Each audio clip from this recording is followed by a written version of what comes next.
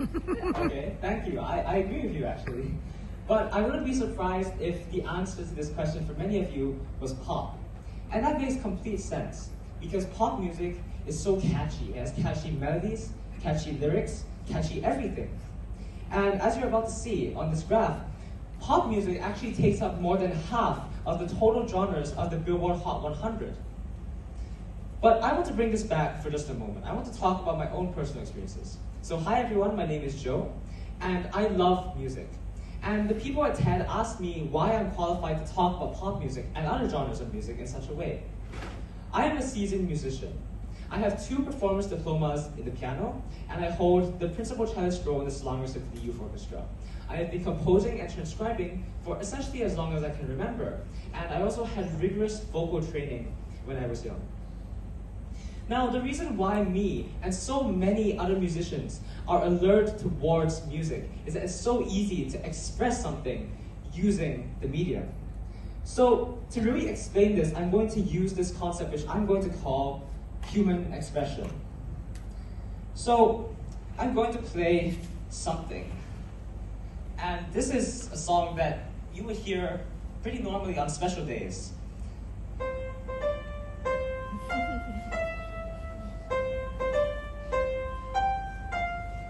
So I'm sure you all know what that song is. That's the Happy Birthday theme. But you've likely only heard it in a joyful and happy context. Well, I want to recontextualize. I'm going to play this with a few different emotions.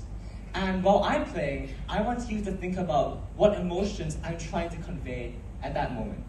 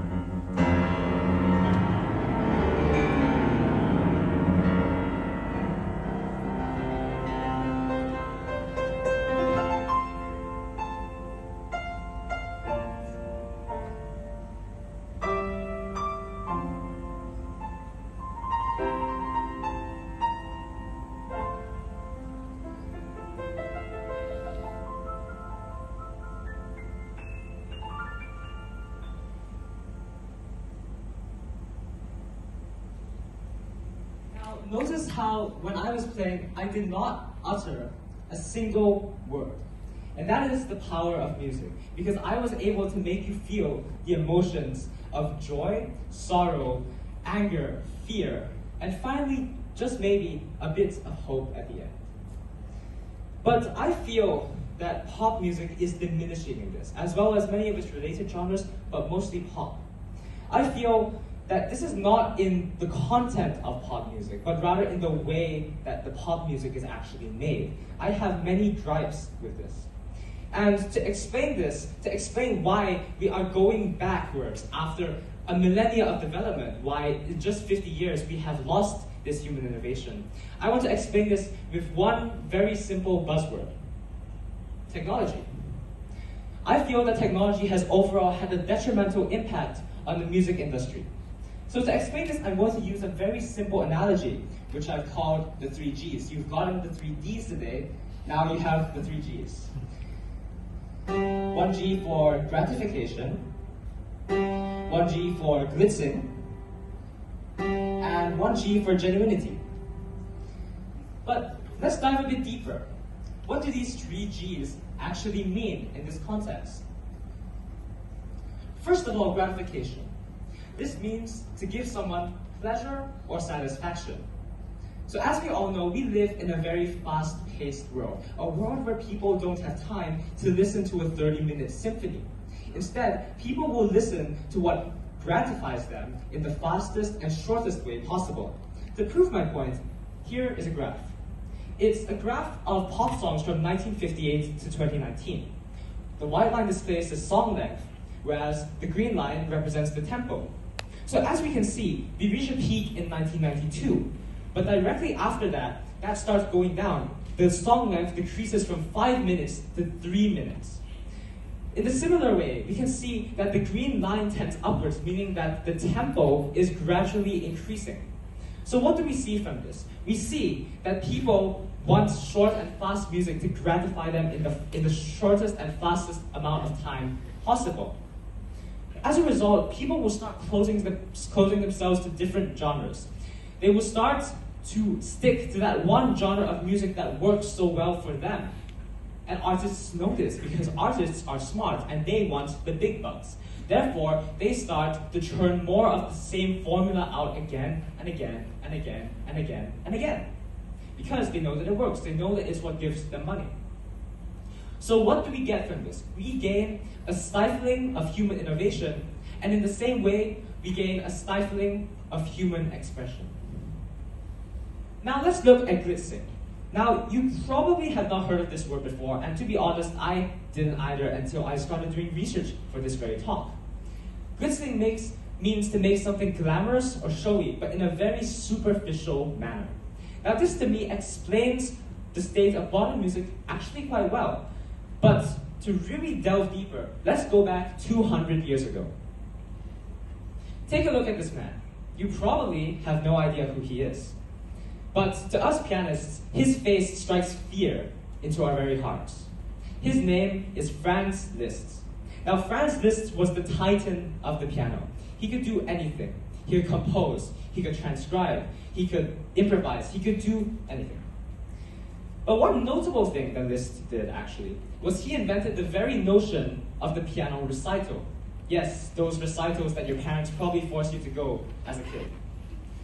So, Franz Liszt had a philosophy, which part of my French means le concert c'est moi, which essentially means the concert is me. Liszt believed that if he poured his heart, his blood, sweat, and tears into practicing for a performance, the audience would reciprocate that with affection and appreciation. Liszt believed that the human should be the centerpiece of the performance. And this does not just apply to solo performance, of course. This also applies to things like orchestras and chamber groups. They would practice for hours upon hours on end in order to get that shining diamond of perfection. But if it didn't produce a perfect effect, so what? Because we're all human at the end of the day. We're only human after all. So therefore, if we make mistakes, that is completely fine. That is what makes music human. But now let's look at modern music. First of all, there are a lot of things that distract listeners from what they're actually listening to. Things like pyrotechnics, things like dancers, things like simple lighting rigs are all examples of things that do add to the overall experience, but detract from the audio experience, from what we're hearing. So yes, it may benefit the technology industry, it may benefit the pyrotechnics industry, it may benefit the dance industry, but it is detracting in the music itself. Similarly, the music itself has faded in terms of how it's made. Take a look at autotune. You do not need to be an amazing singer in real life. You do not need to practice 10 hours a day in order to get a perfect performance. Because now all you need to do is apply a few effects onto it, and boom, suddenly you get something that's Grammy-worthy. Same thing for instrumentalists. Instrumentalists can fix wrong notes, they can fix wrong rhythms, they can fix anything in post. To an extent, they can even do this live, which means that concert performances sound very much like their studio counterparts. So what we start to lose is a lack of actual human talent. And even though this may create a perfect shining diamond, as I said before, is that really human? If we look at the art of nature the art of nature is in all of its beautiful imperfections as well as its exceptions. The same thing goes for music. Music's humanness lies in the mistakes, lies in the imperfections. And it's very ironic that digital audio workstations, they actually give you the ability to humanize these recordings. They actually have this button that you can toggle where you can offset a few rhythms or you can change a few notes slightly off in order to make your music sound more human. So once again, we start losing this venue and aspect of human expression. Now this one is the one that I feel is the most relevant in today's world. And this is because this point is related to artificial intelligence. Yes, that word which you have heard more than 20 times today, which was already talked about in the previous speech. And I want to build upon that. The previous speaker, he said that artificial intelligence is not going away anytime soon. And that is completely true. I agree 100% with that. Now, artificial intelligence is much like a vending machine. You put a few coins in, and out pops something simple, something for consumption, such as a bag of chips or a can of Coke. So, in a similar way, I could write me a sad song on a happy day, on a sad day. Write me a happy song for a competition. Write me an inspirational song for a TED Talk. AI can do essentially anything, even though this talk is written completely by me, do not worry. Now, the thing about artificial intelligence is that it is so accessible nowadays because anyone can use it. So as a result, this is where I believe the turning point of music is going to be. Recorded music and performed music will slowly begin to fade. Why? Let's look back at my first G. If you all remember, gratification. Now, if people want to gratify themselves in the shortest amount of time possible in order to fulfill their emotions, they are not going to sift through endless amounts of playlists and songs in order to find that perfect song which encompasses their emotions at that given moment. Instead, what they will do is they will go to the AI and they will type in their personal experiences. They will type in their emotions, and out it spits something which will instantly gratify the listener. And this really terrifies me. And it terrifies a lot of people too. It terrifies people in the music industry. Because an indie filmmaker, they won't have to pay money and spend precious time talking to an artist in order to make a soundtrack for their movie. Instead, what they're going to do is they're going to put it through an AI, and the AI will spit something out for $0. Same thing for people who write things like elevator music, like generic music. This is all pay the bills work. But yet, this is going to be easily replaced by artificial intelligence. And a lot of musicians are scared, yes. They are very, very, very scared. Yet, as you can see, 71% of musicians already use AI, or at least they plan to, in music production. But this is very important. Only 48% of those people could ascertain that they would be transparent. The remaining 52%, no, they would just not tell. They would keep it a secret. Because even though these artists say, oh, artificial intelligence is bad, behind everyone's backs, they use it anyway. So it is this combination of the machine slowly but surely replacing the man, and the lack of transparency surrounding artificial intelligence use, which is leading to this detrimental impact. Which is technology's detrimental impact on the music industry. We have these 3 G's, which I have been talking about, which consist of a G for gratification, a G for blitzing, and a G for genuinity. And when you put these 3 G's together, the chain reaction of disaster is now complete.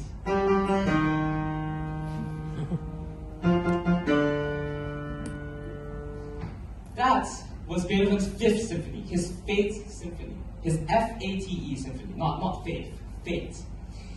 And in a similar way, I feel like this is where music is heading. Music is heading towards carbon copies. Music is heading towards stifled innovation. And this E right here, you see, this E represents to me exploitation. It represents the commercialization of music. It represents companies exploiting artists for their talents and artists exploiting their users for money. It is an endless cycle of money making. But I do not want to end this talk on a dark note, because I still feel like there is human innovation out there, and that lies within the smaller artists. That lies within people who are still endlessly innovating. And it also lies within the people who still use technology to complement the man instead of replace the man. Just look at things like hybrid pop and electronic dance music. They are examples of using technology to make sounds which humans cannot achieve through any other human means. And this is what I want to leave you all here with today. It is that the next time that you are having an average casual listening session, I want you to not seek instant gratification. I want you to seek that human touch. I want you to scroll all the way down your Spotify playlist until you find something new. I want you to try that new artist that you've never seen before, an artist that has zero or little to no plays. I want you to seek that human touch. And while you're doing that, I want you to remember there is an infinity of music out there waiting to be discovered. Thank you.